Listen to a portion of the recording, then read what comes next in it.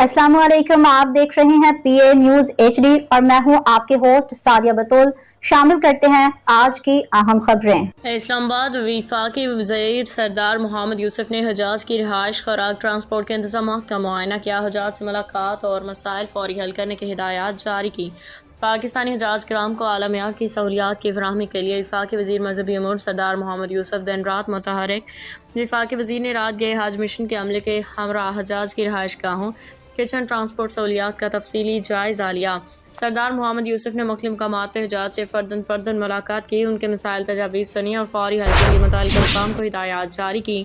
हज परवाज़ों का आखिरी रोज़ 67,000 आज़मीन हज रवानगी से महरूम। सरदार मोहम्मद यूसुफ ने हजाज के साथ बैठ के खाना खाया, खाने के मेयार का खुद जायज़ा लिया। वफाकी वज़ीर ने रहाइश गाह से हरम शरीफ तक चलने वाली ट्रांसपोर्ट सर्विस में खुद सफ़र किया। हजाज कराम ने बेहतरीन इंतज़ामात पर हुकूमत पाकिस्तान, वज़ारत मज़हबी अमूर, वफाकी वज़ीर सरदार मोहम्मद यूसुफ का तहे दिल से शुक्रिया अदा किया। सरदार मोहम्मद यूसुफ का कहना था कि हर हाजी को आरामदेह, बावकार, बाइज़ सहूलियात की फराहमी हुकूमत की अवलीन तरजीह है। किसी भी किस्म की कोताही हरगिज़ बर्दाश्त नहीं की जाएगी। न्यूज स्टूडियो से अब तक के लिए इतना ही। मजीद खबरों और अपडेट्स के लिए देखते रहिए पीए न्यूज एचडी।